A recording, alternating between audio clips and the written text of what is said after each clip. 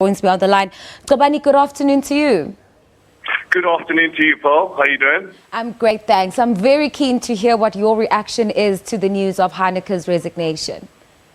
Oh, well, so from the start, you know, like what's been going on for the past probably month or odd. Everyone has been feeling that maybe he was not the right man to take us forth. So what has happened is that I guess the pressure of coaching a national team has sufficed to him, and he got to a situation where he felt that he was not the right person to do it, so he felt like someone else had the opportunity to do it. So, yeah, it's tough times because he was a great coach. He did whatever he could do. 67% of any nationality or any team at that level is a good thing, but then at the end, if he felt and the employees felt that he could not move forward, so, yeah, that's what it is. But what do you think it means, or what do you think he means when he says that his resignation is in the best interest of South African rugby? What do you think he's talking about there?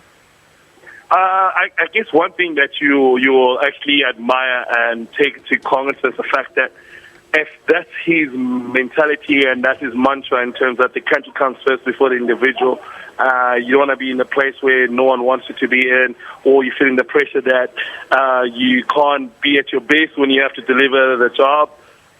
For me, I think kudos for him to take off his hat and say, you know what, fine, maybe it's not the best time at the moment, but I want to see South Africa do better. It just shows you what the rugby mentality is all about. It's not about you, it's about the base of the country. So I think that's the only way we can look at it. I do find the timing a bit odd, and maybe I'm not alone in this, but the resignation comes a week before the powers that be at SARI were going to have a meeting where part of the discussion would be around Heyneke's future in SA Rugby. Do you think that he may have maybe heard a couple of whispers and decided that, you know what, let me resign and save some face and the integrity that I still do have to my name and just leave? I think one thing that we the public forget is the fact that when you are put in as a public figure and you're running a team like the Springboks who've won the World Cup twice in the and before you did, is that it's not about you, it's about the country and the pressure that it puts into your family, the pressure that it puts into yourself as a person, and how do you go better if you feel like maybe it hasn't worked out and lots of people are not agreeing with what you thought was success. Maybe it's the best thing to just sometimes take it on the chin and be like, you know what, this I can learn from this. I can move on to anywhere else I can go with the better experiences, and I guess I've learned better of what my opportunity that I had. So that's how you look at it, and that's how I think he has looked at it. In fact, that okay, not too many people are happy. A lot of people came out and spoke against him. Not too many people could see the future with him. So he felt that if that is the situation, you don't want to be in a job where you have to prove everyone wrong every time you step up onto it. Now, Gcobani, it's not really all doom where Heyneke is concerned, because the Springboks have moved from 6th place to 2nd on the world rankings during Heyneke's tenure. We may have not won the World Cup, but I don't think the man was all that bad. He said that people should judge him after the World Cup. Do you think that we've been judging him fairly, or have we been particularly hard on him? Just one thing about Springbok Rugby is world-classly rated and reputed in the fact that we are number one. That's what we believe in, and that's what we see.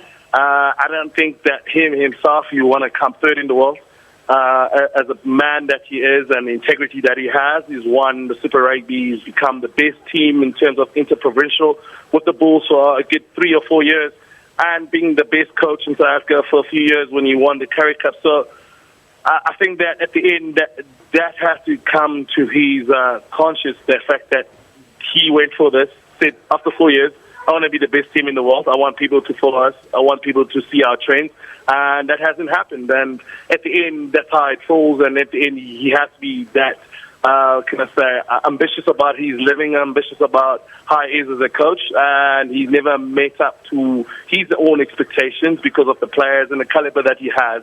I mean, we have more rugby players in South Africa in Cape Town more than Ireland has as a country. So that's where comes the whole, I could say, the judgment that comes around it. Gcobani, I don't have much time left, but at the top of your head, give me 2 names of who should be put forward to coach the team now, and what are some of the things that need to be sharpened within the Springbok team? The Springbok team is a very special team, and anyone has to read or lead the people for the next 4, 5, or 8 years. I think what the public will want to know is how long is the tenure for the new coach? Are we going to give him just one tenure when he has to work for 4 years to make sure that we win gold, or are we going to give him 8 years? I think that's what the next coach will want to see, a long-term future where he sits down and he says, okay, I've got a plan for the next 4 years. This is where I'm trying to get to, even if it's just the style of play. Then in the next year, this is what I want to do in terms of winning it. So that's going to be one of those terms. And in terms of names coming up, you look at AC, which is Alistair Coetzee. He's done well with the Stormers, coached me when I was still playing. He's one of those guys who's been there in 2007. So that means that he's got more than enough years of experience being at that level. Now, being a senior coach, how long do we give him? So I think Alistair Coetzee is one of those names that come up. Johan Ackerman from the Lions has staked his claim. Even if as for him just to be part of the setup, I think he deserves to get into a charge.